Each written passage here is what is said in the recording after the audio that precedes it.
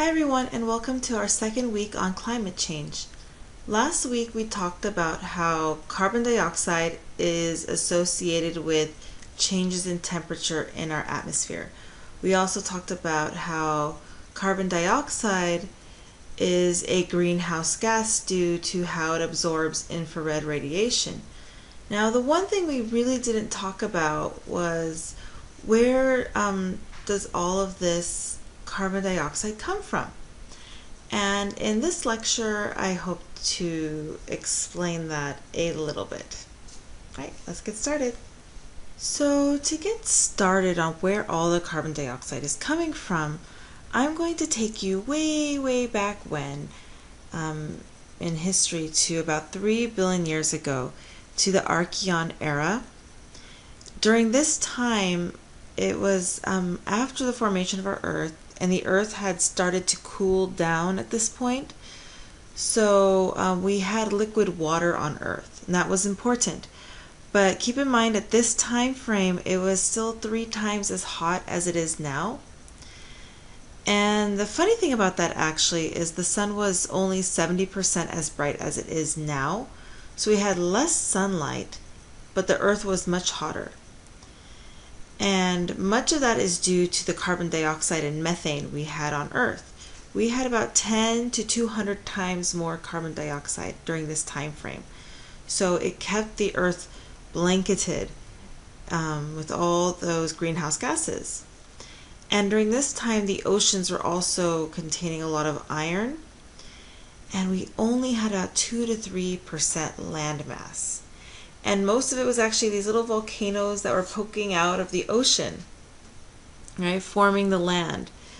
And everything else was buried deep underneath the ocean. So it wasn't really a place that was that animals were living on the land. You wouldn't even recognize it as a place to live on, or as our Earth. And what's really actually kind of strange is the oceans were most likely not even blue.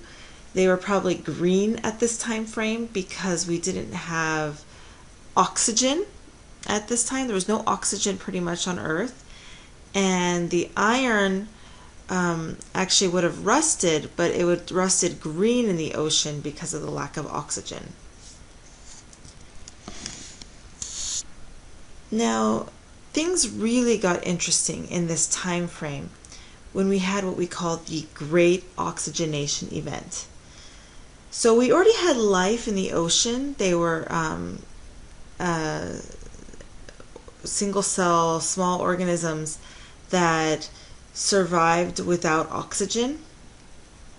And what happened, all of a sudden we got, I guess, a miracle, or this change in a mutation, which basically were organisms that could do photosynthesis, and most likely they were cyanobacteria at this time frame. But these photosynthetic organisms, all of a sudden, what they would do is they basically took sunlight and all that carbon dioxide that was floating around on our planet, and they took the water and they converted it into food, right? Sugars. So it was actually kind of a superpower. These guys had a superpower. And they released oxygen as their waste.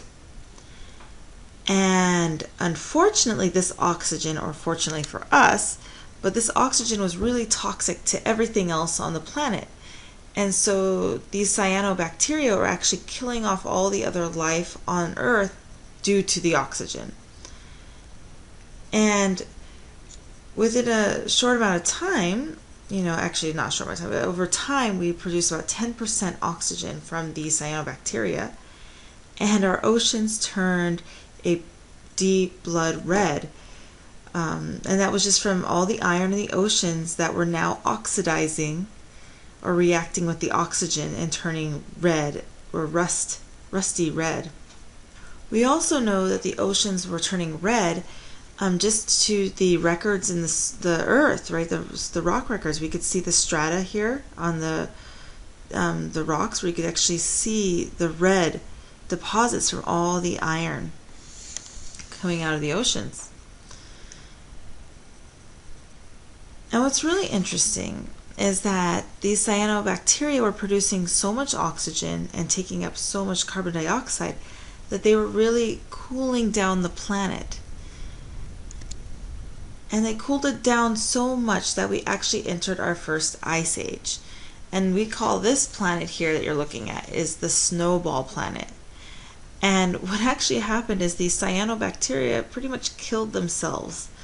It became so cold that the cyanobacteria that normally thrives in the heat, it was just too cold for them, and they didn't have as much carbon dioxide as well.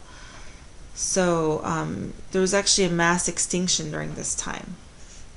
Now this slide is just showing you the carbon cycle, how it works generally. So in the last slide you could see the photosynthesis, how carbon dioxide, sunlight, and water produce sugar for the plants. And then what happens there when these plants, they leave off their leaves or they start to die, or you have the wood, those actually decompose, and it can actually release more carbon. It will release carbon dioxide back into the atmosphere, and also through respiration you can get some carbon dioxide as well, and burning you would get carbon dioxide. So carbon dioxide can get back into the atmosphere. Now let's fast forward a little bit into the future of the Carboniferous period, and that's about 286 to 360 million years ago.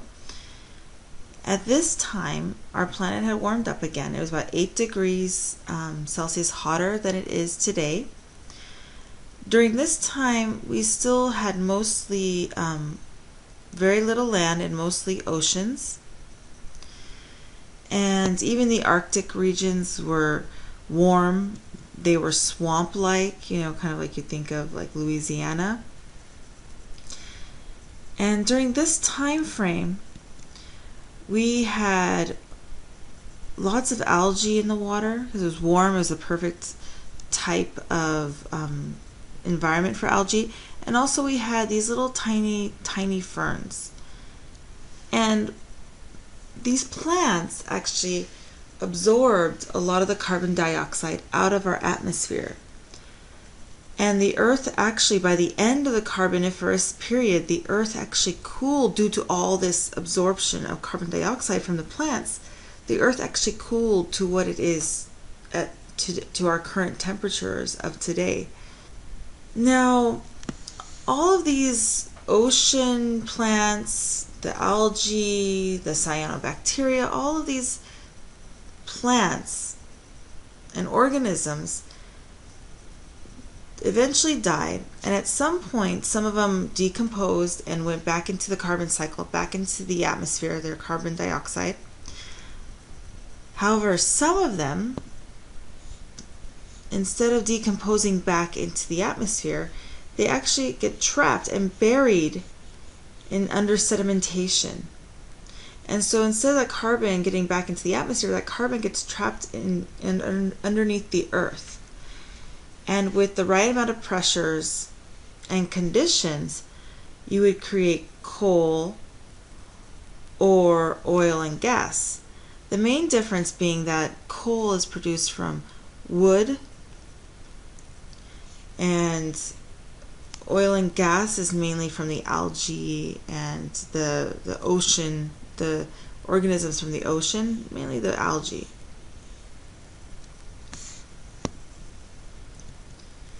And you can actually see these deposits in shale formations here.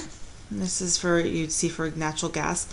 And this example, because this is exposed to the air, you'd expect that a lot of the natural gas in this shale from this area would actually have gone back into the atmosphere. But if you look at the United States, we actually have a lot of shale regions that would contain natural gas. The Marcellus region here is one of the largest, but we do have a couple regions actually here in California. All right, so that's a brief history of carbon dioxide capture or carbon capture and burying it in sedimentation over years. Now, my question for you is, what happens if we take all of that buried up carbon that's been stored up for millions of years, and most of it, by the way, was from the Carboniferous region time frame. Most of our fossil fuel formation was actually from this time frame here in the Carboniferous period. And we have actually, scientists have made many predictions based on computer calculated models. They put different parameters in there. And the predictions, and this is according to the Intergovernmental Panel on Climate Change, the IPCC report, the predictions are between 1.1 to 6.4 degrees Celsius increase in global temperature by 2100. Now, that 6.4 degrees Celsius is pretty close to what the temperatures were like during the Carboniferous time.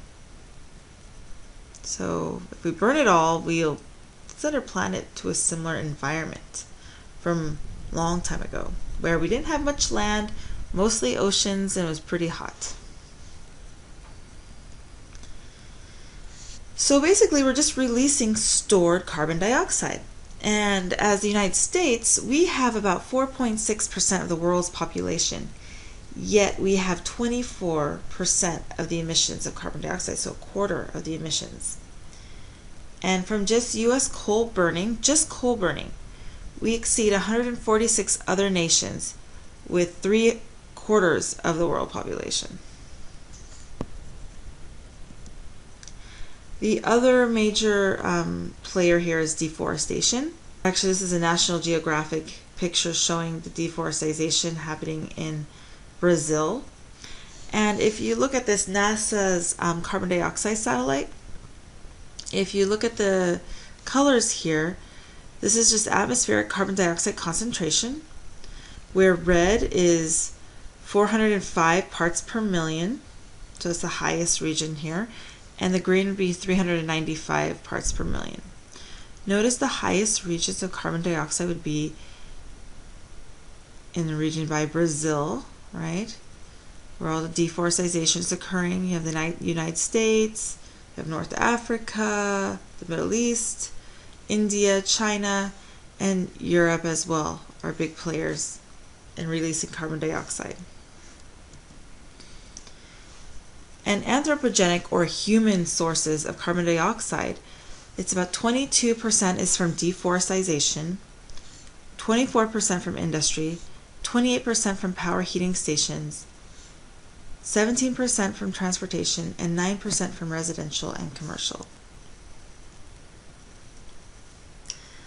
Alright, well, I hope that gives you a good idea of where all the carbon dioxide, the excess carbon dioxide, is coming from. Basically, we had carbon dioxide, or carbon, that's been stored away under the earth, buried in sedimentation for millions of years.